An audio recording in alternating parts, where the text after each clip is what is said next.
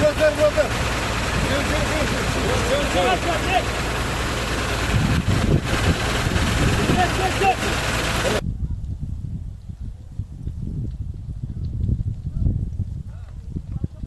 Asarçay mahallemizin Gömü mevkisinde çıkan bir yangın 5 dönümlük araziye, ormanlık alana yayılmış durumdadır.